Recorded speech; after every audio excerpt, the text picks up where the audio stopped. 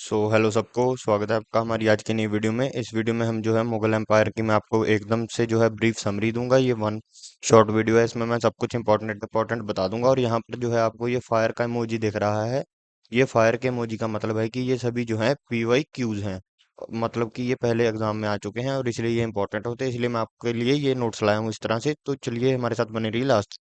जो मुगल थे, ये जो है हम बाबर जो है, ये बाबर स्पेशली ये मानता था कि ये जो है इसके ये फादर की साइड जो है इसकी जो लीनेज है वो तैमूर वंश से है, और जो इसकी मदर की साइड है वो जंगीज खान के वंशजों में से एक है। और ये जो है इन दोनों का जो है मिक्स है, और ये बना बाबर। और ये जो है मंगोल जो थे, यानी कि सॉरी जो मुगल जो थे, ये जो है सेंट्रल एशिया में जो है ये आए थे फरगना वैली से। और ये जो है तुर्क मंगोल्स थे, यानी कि जो तैमूर था वो तुर्क था, और जो जंगीज खान का वंशज है वो मंगोल वंश था। तो चलिए अब हम बात करते हैं फाउंडेशन ऑफ एम्पायर की। बाबर से पहले, यानी कि मुगल एम्पायर से पहले जो है इंडिया में जो है लोधी डायनेस्टी जो है वो एग्जिस्ट करती थी, यानी कि लोधी डायनेस्टी का राज था। और लोधी डायनेस्टी को हराने में भी जो है हम कह सकते हैं कि अपनों ने ही उसे धोखा दिया, क्योंकि जो इसके जो है भतीजे थे जैसे कि सिकंदर लोधी वगैरह, वो सभी जो है वो बाबर की साइड हो गए थे। उन्होंने जो है इब्राहिम लोधी को धोखा दिया, और उसको जो है पहली पानीपत की लड़ाई में जो है अपनी हार देखनी पड़ी। और ये सभी के सभी ये तीनों जो हैं, और ये प्रीवियस ईयर क्वेश्चन है। और बाबर ही है जो पहली बार जो है इसने इंडियन वॉरफेयर में, यानी कि हिंदुस्तान की लड़ाइयों में गन पाउडर और आर्टिलरी यानी कि तोप वगैरह इन चीजों का जो है इसने इस्तेमाल किया था। और फिर इसके बाद पहले तो इसने इब्राहिम लोदी को हराया, फिर इसके बाद राणा सांगा को बैटल ऑफ खानवा में, मेदनी राय को चंदेरी में, महमूद लोदी को बैटल ऑफ घाघरा में, एक एक कर कर लगातार हराता गया। देखिए पहले पानीपत में 2026 में, फिर 27, 28 और 29 में। और अगर हम बात करें इसकी जो ऑटोबायोग्राफी है उसका नाम है बाबरनामा, और इसको जो है तुजुक बाबरी भी कहा जाता है। और ये जो है तुर्की में लिखी गई है। याद रखिए ये बायोग्राफी नहीं, ये ऑटोबायोग्राफी है, यानी कि ये बाबर ने खुद लिखी थी अपनी बायोग्राफी। अगर हम मिसलिनियस पॉइंट्स की बात करें, बाबर ने जो है इंडिया को land of gold but no order कहा था, कि ये सोना उगलने वाली धरती है, पर यहाँ पर कोई भी जो है ऑर्डर नहीं है। और इसने जो है बाबर ने ये जो है बगीचों का बहुत ज्यादा शौकीन था, और ये अफीम का भी हम कह सकते हैं बहुत ज्यादा वो था, हम एक तरह से एडिक्ट कह सकते हैं ओपियम का। और ये जो है बगीचों का बहुत बड़ा फैन था, और इसने चार बाग जो स्टाइल के गार्डन्स हैं इसको इंडिया में इंट्रोड्यूस किया था। और फिर आता है हुमायूं। हुमायूं हम यह कह सकते हैं कि इसने बहुत थोड़ा सा समय जो है वही राज किया था। और बाबर ने जो है इसे जो है एक आदमी से चौकन्ना रहने के लिए भी कहा था, वो आदमी था शेरशाह सूरी। क्योंकि शेरशाह सूरी जो है उसने एक बार जो है एक जंग बाबर के साथ लड़के देखी थी, और एक बार उसके खिलाफ लड़कर देखी थी। और शेरशाह सूरी जो है बहुत ही ज्यादा चालाक था, अ- और उसी से जो है हुमायूं हार गया। पहले हुमायूं जो है अपनी गद्दी पर रहा 1530 से 1540 तक, और फिर जो है इसको दो बैटल्स में लगातार, पहले 1539 और फिर 1540 में लगातार हारना पड़ा। पहले बैटल ऑफ चौसा से ये शेरशाह सूरी से हारा, और फिर कनौज की लड़ाई हार कर तो इसको देश छोड़कर जाना पड़ा। और इसने जो है अपने एक दोस्त के पास पर्शिया में रेफ्यूज ली, यानी कि शरण ली, और फिर वहां पर ये रहा बहुत सारी लंबा समय। और उसके बाद जो है जब शेरशाह सूरी के जो वंशज आए, यानी कि शेरशाह सूरी की मौत के बाद जो इसके वंशज आए वो बहुत ही ज्यादा वीक थे, इसलिए जो है इसने जो है पर्शिया का जो अपना राजा दोस्त था उसकी मदद से जो है इसने दोबारा इससे ये इंडिया वापस आया, और इसने जो है 1555 में जो है अपना राज जो है वो वापस लिया। और राज वापस लेने के बाद जो है ये अपनी इसने एक लाइब्रेरी बनाई हुई थी। ये रीडिंग का बहुत ज्यादा शौकीन था। ये जो है वहां पर किताबें पढ़, यानी कि ये जो अपनी लाइब्रेरी की सीढ़ियों से जब ये उतर रहा था तब ये वहां से गिर गया, और वहां से गिरने के बाद जो है इसकी मौत हो गई। That's it in Humayun's life, यानी कि यही बस इसकी इसकी जो है जिंदगी है। और इसकी जो है बायोग्राफी वो है हुमायूंनामा, जो इसकी बहन गुलबदान बेगम ने लिखी थी। और अगर मैं हुमायूं के बारे में आपको और बताऊं, सो ये हम कह सकते हैं कि ये सबसे हम कह सकते हैं कि इतना कुछ खास नहीं था इसकी लाइफ में, पर ये कह सकते हैं कि इसका राज कुछ स्टेबल नहीं था। फिर इसके बाद आया अकबर, जिसको इसकी मौत के बाद, यानी कि वैसे तो इसके सेनापति ने रूल संभाला, पर जो है ताज जो है वो इसके बेटे के सर के ऊपर कलान और पंजाब में जो है 13 साल की उम्र में रख दिया गया था। और जो शेर शाह सूरी है, ये सूरी एम्पायर का जो है फाउंडर था। इसने जो है ग्रैंड ट्रंक ट्रंक रोड जो है बनाया था, ये भी बहुत ज्यादा इंपॉर्टेंट है, इसलिए आप इसको याद रखिए, ये मिसलेनियस पॉइंट है। और अकबर जो है इसको जो है कलानौर में इसके सर पर ताज रख दिया गया था पंजाब में। और ये जो कलानौर है ये गुरदासपुर एरिया का एक तहसील है। और इसने जो है हेमू को जो है सेकंड बैटल ऑफ पानीपत में हरा दिया। और इसके बाद ये पॉलिसी लाया सुलाए कूल की। और अकबर जो है इसको जो है सेकुलर राजा कहा जाता है। वो सेकुलर किस लिए कहा जाता है, वो इसकी दो जो है पॉलिसीज की वजह से। एक पॉलिसी है इसकी सुलाह कूल, इसका मतलब है यूनिवर्सल टॉलरेंस। और याद रखिएगा ये फायर इमोजी वाले जो सभी के सभी पॉइंट्स हैं ये प्रीवियस ईयर क्वेश्चंस हैं। और जो सुलाह कूल है इसका मतलब है यूनिवर्सल टॉलरेंस, यानी कि आप जो है सभी धर्मों के खिलाफ जो है अपनी टॉलरेंस रखेंगे, चाहे वो सिख है, हिंदू है, ईसाई है, बौद्ध है, जैन है। और इसने जो है जजिया टैक्स को भी बॉलिश कर दिया था। और जजिया टैक्स वो है, इसने जो इसको जो है 1564 में बॉलिश किया था, यानी कि वो टैक्स जो नॉन मुस्लिम्स देते थे, सिर्फ और सिर्फ नॉन मुस्लिम। मुस्लिम इस टैक्स से जो है एग्जाम्प्ट थे। और इस टैक्स को जो है अकबर के बाद जो है दोबारा से लागू कर दिया गया था। और इस टैक्स को लागू करने वाला था औरंगजेब। और अकबर ने खुद का धर्म भी लॉन्च किया था। उस धर्म का नाम था दीन इलाही, जो कि कुछ खास इतना चला नहीं। और कुछ इतिहासकार तो जो है वो इसको अकबर की सबसे बड़ी गलती भी कहते हैं। और इसने जो है फतेहपुर सिकरी में इबादत खाना भी बनाया था। और फतेहपुर सिकरी जो एक शहर है जिसको जो है अकबर ने खुद बसाया था। और फतेहपुर सिकरी की अगर हम बात करें, इसने इसको कैपिटल भी बनाया था। और इससे पहले जो है फतेहपुर सिकरी से पहले जो है कैपिटल था इंडिया का आगरा। पहले तो अकबर देखिए पहले कैपिटल आगरा था, आगरा से इसने जो है कैपिटल को फतेहपुर सिकरी में शिफ्ट कर दिया। पर फतेहपुर सिकरी में जो है वाटर की बहुत ज्यादा शॉर्टेज होने के कारण इसने फिर से जो कैपिटल अपना उसको आगरा में शिफ्ट कर दिया। अगर हम इसके कोर्ट के जो मंत्री हैं या नवरत्न की बात करें तो उनमें से है बीरबल, तानसेन, फैजी और अबुल फैजल। और जो अबुल फैजल है इसने जो है अकबर की बायोग्राफी लिखी थी जिसका नाम है अकबरनामा और आयने अकबरी। सो अगर हम इसकी एडमिनिस्ट्रेशन की बात करें तो अकबर ने जो है एक मनसबदारी सिस्टम को जो है इंट्रोड्यूस किया था। आपने सिर्फ दो ही चीजें याद रखनी है, वैसे तो दोनों ही इंपॉर्टेंट है और ये बायोग्राफी वाला पॉइंट तो मैं आपको बता चुका हूँ। सो जो मनसबदारी सिस्टम है, पहले जो है फौज जो है लिमिटेड फौज होती थी, जो की फौज होती थी, यानी कि जो सारा का सारा साल जो है वो आर्मी में ही परमानेंट जॉब कर रहे हैं। सो इसने जो है एक मनसबदारी सिस्टम जो है वो इंट्रोड्यूस किया जिसमें जो आर्मी जो है रैंक बेस होती थी और उसमें एक सिविल स्ट्रक्चर था। और इसने जो इसके राज में जो है एक जो है राजा थे, राजा टोडरमल। इन्होंने जो है लैंड रेवेन्यू सिस्टम को इंट्रोड्यूस किया जिसको जब्ती प्रथा भी कहा जाता है और बंदोबस्त भी कहा जाता है। ये एक टैक्स कलेक्शन सिस्टम था। और इसने जो है एक राजपूत प्रिंसेस जिसका नाम है जोधा, और उससे इन्होंने एक जो है हम कह सकते हैं कि ट्रीटी की तरह से एक शादी की, पहले यही होता था।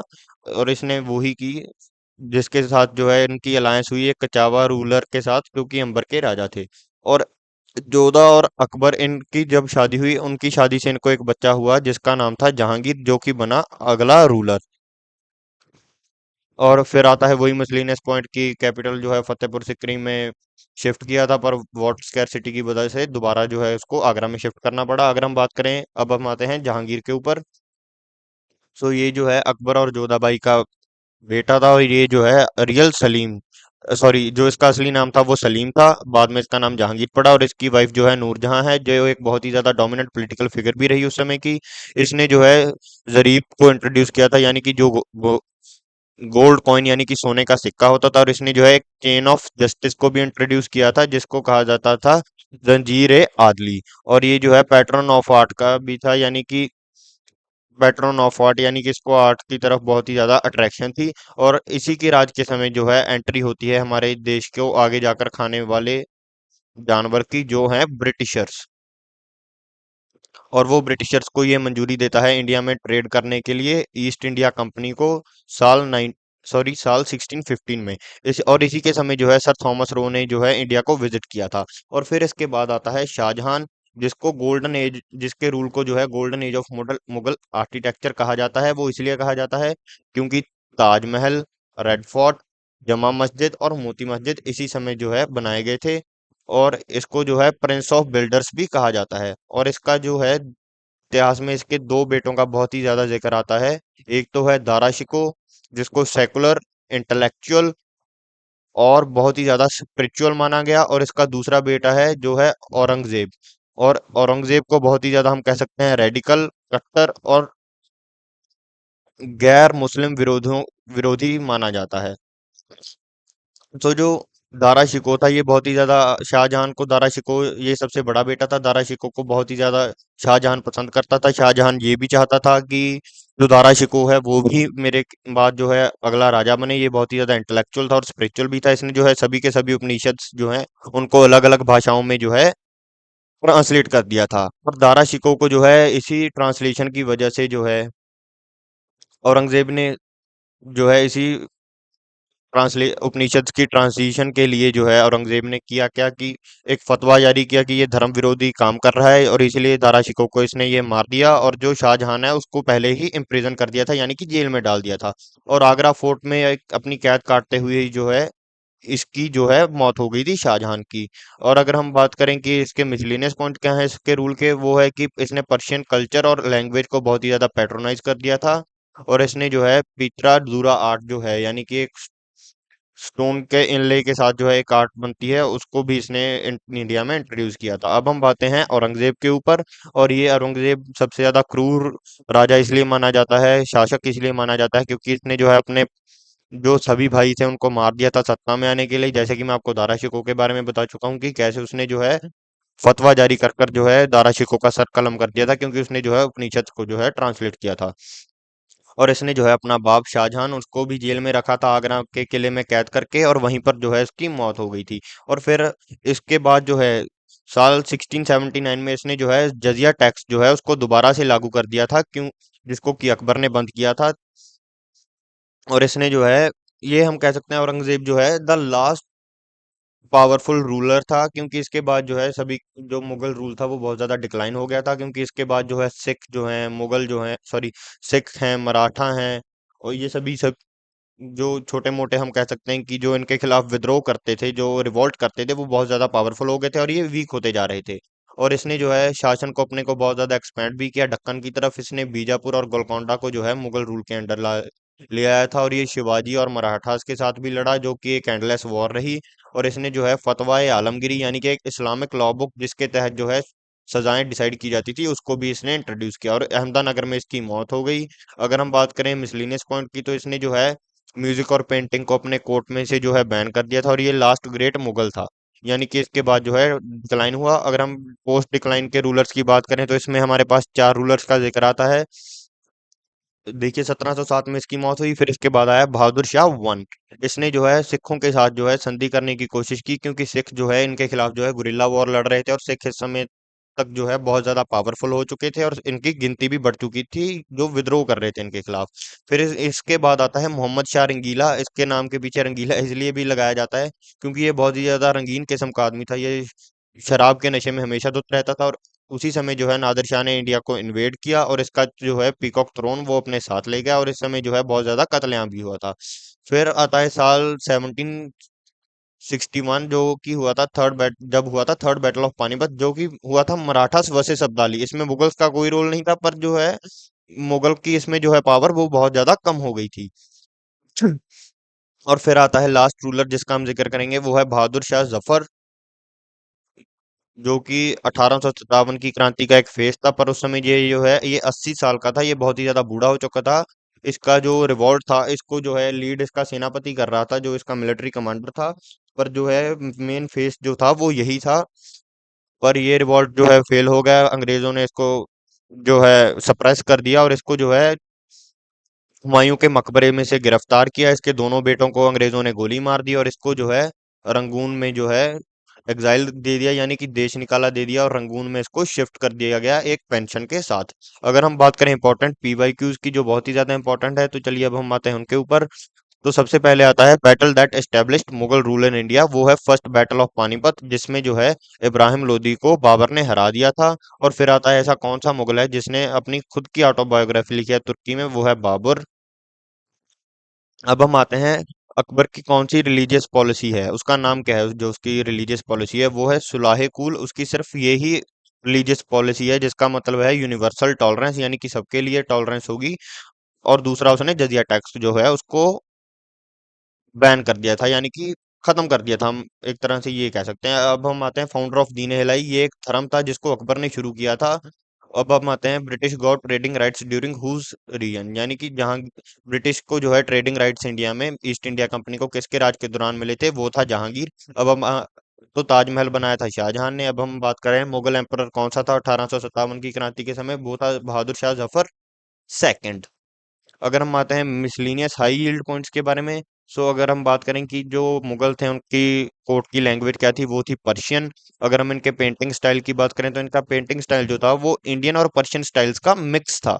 याद रखिए, वो इंडियन और पर्शियन स्टाइल का मिक्स था। अगर हम बात करें कंटेम्प्रेरी भक्ति पोइट्स की, यानी कि कंटेम्प्रेरी होते हैं यानी कि जो एक समय पर जिंदा थे, यानी कि ऐसे कौन से भक्ति के पोइट्स थे जो एक समय पे जिंदा थे, वो हैं तुलसीदास, सूरदास, अब्दुल रहीम खाने खाना। अगर हम बात करें मुगल आर्किटेक्चर वो कैसा था, तो वो रेड स्टोन डोम्स आर्करीज और सिमेट्रिकल होता था। देखिए आप रेड स्टोन से आपको क्या याद आ रहा है? Red fort. अब हम बात करेंगे कि मुगल का जो डिक्लाइन था, यानी कि जो उनका डिक्लाइन था वो अपनी अपना कमबैक कैसे नहीं कर पाए, क्योंकि जो राजपूत थे, मराठास थे, सिख्स थे, ब्रिटिशर्स थे, ये सभी जो है धीरे धीरे पावर गेन कर गए और बहुत ज्यादा आगे चले गए। So that's it for today. ये इसमें मैंने आपको सभी के सभी जो है इंपॉर्टेंट पॉइंट्स जो है प्रीवियस ईयर वो ऐसे आग से मार्क कर दिए हैं, वो बहुत ही ज्यादा इंपॉर्टेंट है। आप उनको रिवाइज कर लीजिएगा, नोट्स अपने हिसाब से बना लीजिएगा। आप हो सकता है तो इसको कॉपी भी करें।